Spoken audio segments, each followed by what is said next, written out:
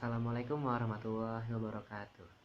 Halo teman-teman semua, kembali lagi dengan saya Wahyu Ramadan, mahasiswa Universitas Pancasakti dari program studi akuntansi kelas reguler plus atau kelas weekend semester 1 dengan nomor induk mahasiswa 29021500016. Oke teman-teman semua, di video kali ini Wahyu akan coba menjelaskan sedikit tentang gambaran kecerdasan intelektual dan kecerdasan spiritual atau yang biasa kita kenal sebagai IQ dan SQ.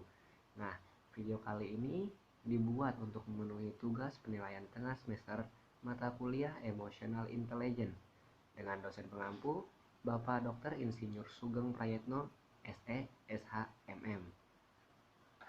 Oke teman-teman, pertama-tama kita masuk ke pengertian kecerdasan intelektual. Apa sih kecerdasan intelektual atau yang biasa kita sebut IQ ini? Nah, secara garis besar, kecerdasan intelektual adalah kemampuan potensial seseorang untuk mempelajari sesuatu dengan menggunakan alat-alat berpikir. Nah, kita sebagai manusia diberkati otak yang memiliki lapisan terluar yang disebut neokorteks. Nah, otak neokorteks manusia ini mampu berhitung, belajar aljabar, mengoperasikan komputer, belajar bahasa Inggris dan bahasa asing, dan lain-lainnya. Nah, melalui penggunaan otak neokorteks ini, maka lahirlah konsep IQ atau Intelligence Quotient atau yang kita kenal sebagai kecerdasan intelektual. Oke teman-teman, selanjutnya, menurut pendapat lain, mengatakan bahwa kecerdasan intelektual atau IQ atau Intelligence Quotient ini merupakan kecerdasan dasar yang berhubungan dengan proses-proses kognitif. Nah, kecerdasan ini biasa disebut juga sebagai kecerdasan rasional. Kenapa sih teman-teman disebut kecerdasan rasional? Oke, yang pertama karena menggunakan potensi rasio dalam memecahkan suatu masalah, di mana seseorang akan menggunakan alat pikirnya untuk memecahkan masalah yang sedang dihadapinya secara logis dan secara terperinci. Oke, kita lanjut teman-teman. Kecerdasan intelektual, menurut berbagai penelitian, IQ atau Intelligent Quotient ini hanya berperan dalam kehidupan manusia sebesar 20%. 80% sisanya dibantu oleh Emotional Quotient atau kecerdasan emosi dan SQ kecerdasan spiritual. Bahkan menurut Stephen J. Stein PhD dan Howard E. Book MD, hanya 6% kecerdasan intelektual berperan dalam kehidupan manusia. Artinya, kecerdasan intelektual tidak dapat dijadikan ukuran, tolak ukur dalam menentukan kesuksesan seseorang dalam hidup bermasyarakat. Faktanya, masih banyak orang yang memiliki IQ biasa, namun dia menjadi seseorang yang sukses. Begitu juga sebaliknya, banyak orang memiliki IQ tinggi, namun kalah dalam persaingan pekerjaan, maupun kalah dalam persaingan bersosialisasi dengan masyarakat. Oke, kita lanjut.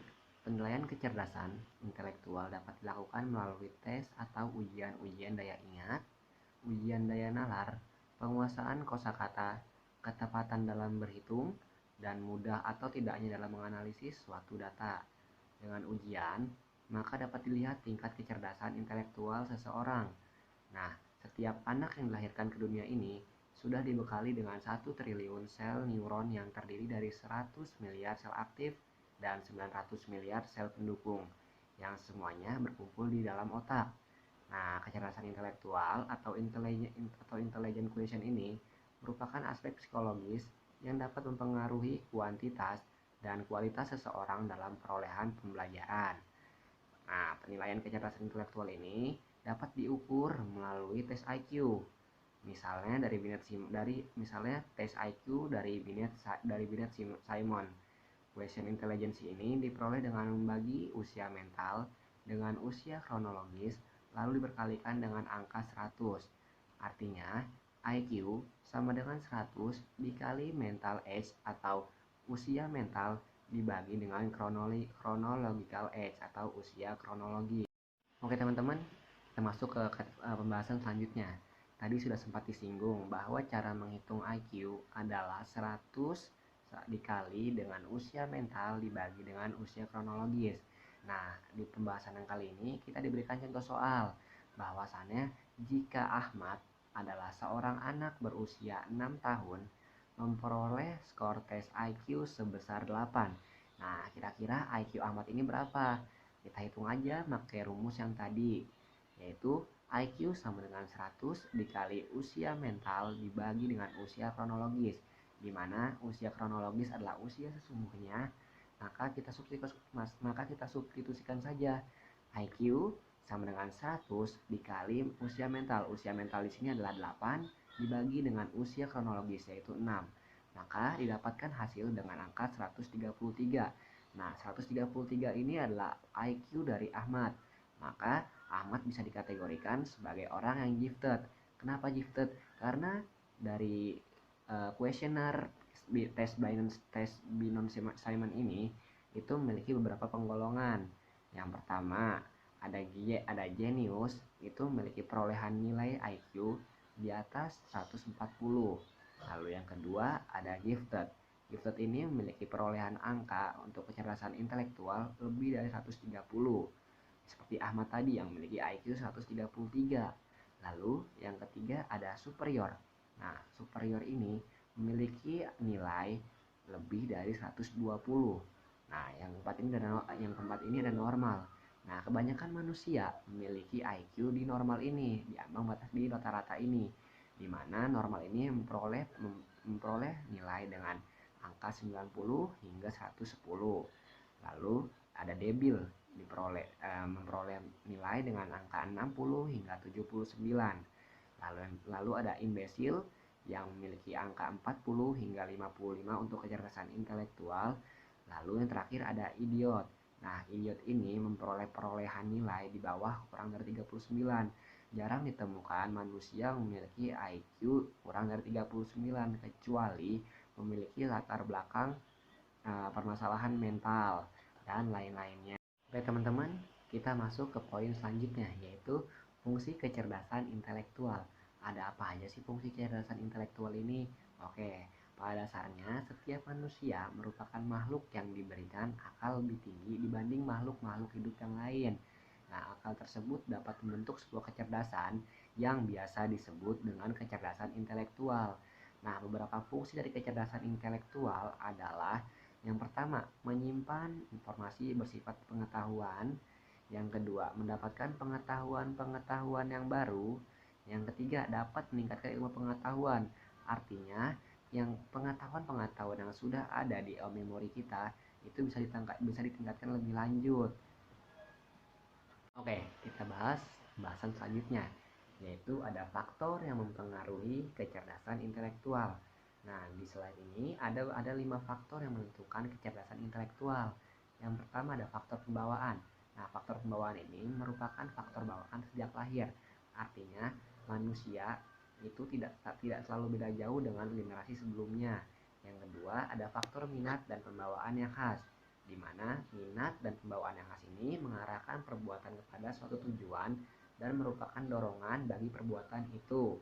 Yang ketiga ada faktor pembentukan, di mana faktor pembentukan ini adalah segala keadaan di luar diri seseorang yang mempengaruhi perkembangan intelijensi si manusia tersebut. Yang keempat ada faktor kematangan. Faktor kematangan ini diartikan di mana tiap organ dalam tubuh manusia mengalami pertumbuhan dan perkembangan. Setiap organ manusia, baik fisik maupun psikis, dapat dikatakan telah matang jika ia telah tumbuh atau berkembang hingga mencapai kesanggupan menjalankan fungsinya masing-masing dengan baik. Lalu yang kelima, ada faktor kebebasan. Nah, faktor kebebasan ini berarti manusia dapat memilih metode-metode tertentu dalam memecahkan suatu masalah yang sedang dihadapinya. Di samping kebebasan memilih metode, juga bebas memilih masalah yang sesuai dengan kebutuhannya. Oke teman-teman, setelah kita selesai dan paham dengan kecerdasan intelektual, maka kita akan membahas kecerdasan spiritual atau spiritual question. Nah, apa sih kecerdasan spiritual ini? Gini teman-teman, kecerdasan spiritual merupakan kecerdasan rohaniah yang menuntun diri kita memungkinkan utuh. Nah, kecerdasan spiritual ini berada pada bagian yang paling dalam dari diri kita, terkait dengan kebijaksanaan yang berada di atas ego kita masing-masing. Nah, dapat dikatakan bahwa kecerdasan spiritual ini merupakan kecerdasan yang memiliki peranan penting dalam meningkatkan karakter seseorang. Nah, pengertian lain juga menyebutkan nih bahwa Kecerdasan spiritual adalah kecerdasan yang menyangkut fungsi jiwa sebagai peran internal diri yang memiliki kemampuan dan kepekaan dalam melihat makna yang ada di balik sebuah kenyataan. Nah, berarti dapat disimpulkan bahwa kecerdasan spiritual bermakna bahwa seseorang individu yang memiliki rasa tanggung jawab kepada Sang Penciptanya serta kemampuan dalam menghayati nilai-nilai agamanya. Tanggung jawab pada Sang Pencipta dapat membantu seseorang untuk terus belajar dan bekerja keras tanpa rasa jenuh dengan bermodalkan SQ atau spiritual question atau yang kita kenal dengan kecerdasan spiritual ini. Nah, dengan SQ ini manusia mengabdi kepada Allah untuk yang Islam, untuk mengelola bumi sebagai khalifah, di mana target utamanya adalah semata-mata mencari keridhaan Allah Subhanahu wa taala. Nah, ada 5 ciri-ciri kecerdasan spiritual. Yang pertama, kemampuan dalam bersikap fleksibel. Artinya, orang mempunyai kecerdasan spiritual ditandai dengan sikap hidup yang fleksibel atau bisa luas dalam menghadapi persoalan-persoalan yang dihadapinya. Lalu yang kedua, ada derajat kesadaran yang tinggi. Maksudnya gimana nih? Orang yang memiliki kecerdasan spiritual mempunyai tingkat kesadaran yang lebih tinggi. Berarti ia mengenal dengan baik siapa dirinya. Orang yang demikian lebih mudah mengendalikan diri dalam berbagai situasi dan keadaan, termasuk dalam mengendalikan emosinya. Lalu ciri-ciri kecerdasan spiritual yang ketiga, ada kecakapan untuk menghadapi rasa takut. Artinya, setiap orang pasti kan mempunyai rasa takut, teman-teman. Entah sedikit atau banyak, takut terhadap apa saja, termasuk menghadapi kehidupan. Dalam menghadapi rasa takut ini, tidak sedikit dari manusia yang dijangkiti oleh rasa khawatir yang berlebihan, bahkan hingga berkepanjangan. Istilah katanya mas sekarang overthinking. Nah, namun ini nggak berlaku untuk orang yang memiliki kecerdasan spiritual yang tinggi. Artinya dia mampu dalam mengontrol emosi-emosi takutnya. Lalu ciri-ciri kecerdasan spiritual yang keempat adalah kualitas hidup yang diilhami oleh visi dan nilai. Orang yang mempunyai kecerdasan spiritual berarti memiliki hidup yang berkualitas. Maksudnya adalah seseorang tersebut memiliki visi dan nilai, berarti orang tersebut tidak akan mudah terkena bujuk maupun rayuan-rayuan di sekitarnya. Lalu ciri-ciri kecerdasan spiritual yang kelima adalah dapat selalu menghargai dirinya dan diri orang lain. Nah, kecerdasan spiritual ini ditandai dengan kemampuan seseorang untuk bisa menghargai dirinya sendiri maupun diri orang lain dan memahami perasaan terdalam orang-orang di sekelilingnya, serta dapat mengikuti aturan-aturan yang berlaku di lingkungan sekitarnya. Oke teman-teman, setelah kita tahu pengertian kecerdasan spiritual, setelah kita juga tahu ciri-ciri dari kecerdasan spiritual, maka selanjutnya kita juga perlu tahu nih fungsi dari kecerdasan spiritual itu sendiri. Nah, seperti layaknya kecerdasan intelektual, pastinya kecerdasan spiritual juga memiliki fungsi dalam kehidupan sehari-hari. Di antaranya, yang pertama adalah dengan memiliki kecerdasan spiritual, seseorang dapat mengatasi suatu masalah yang sedang dihadapinya. Lalu, yang kedua, fungsi dari kecerdasan spiritual ini adalah dapat mengatasi kesedihan serta rasa takut. Lalu, yang ketiga, dapat memaknai setiap masalah yang terjadi sebagai ujian yang diberikan Tuhan. Artinya, dia selalu berpikir ketika diberikan masalah, maka itu adalah ujian yang diberikan kepada Tuhan. Bukan malah berpikir Tuhan tidak sayang pada kita. Oke, lanjut. Setelah fungsi dari kecerdasan spiritual, kita juga perlu tahu nih, faktor-faktor apa aja nih yang mempengaruhi kecerdasan spiritual. Seperti yang tadi, faktor dalam mempengaruhi kecerdasan intelektual. Kecerdasan spiritual juga ada faktor-faktornya nih. Dimana dalam perkembangannya, kecerdasan spiritual dipengaruhi oleh beberapa faktor yang dapat mempengaruhinya, antara lain. Yang pertama adalah keberhasilan seseorang dalam mengembangkan beberapa bagian dari dirinya sendiri. Lalu, yang kedua adalah pendidikan yang diberikan oleh keluarga sejak kecil. Dan yang ketiga adalah lingkungan sekitar yang dapat memberikan pengaruh terhadap keadaan spiritual seseorang. Nah, dari poin-poin tadi artinya kecerdasan spiritual itu sangat berpengaruh dari lingkungan rumah serta lingkungan masyarakat di mana kita tinggal. Teman-teman, mungkin Cukup sekian yang bisa Wahyu sampaikan terkait kecerdasan intelektual, fungsi-fungsi kecerdasan intelektual, faktor-faktor yang mempengaruhi kecerdasan intelektual, serta kecerdasan spiritual dan fungsi serta faktor-faktor yang juga yang mempengaruhi kecerdasan spiritual itu. Nah, di sini Wahyu juga dalam proses belajar. Maka dari itu, jika ada kurang dari Wahyu pribadi, mohon untuk dimaafkan.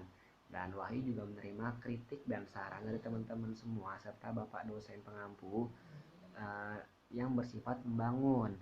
Nah, kurang lebihnya Wahyu akhiri sampai di sini. Wabillahi taufik wal hidayah. Wassalamualaikum warahmatullahi wabarakatuh. Terima kasih semuanya.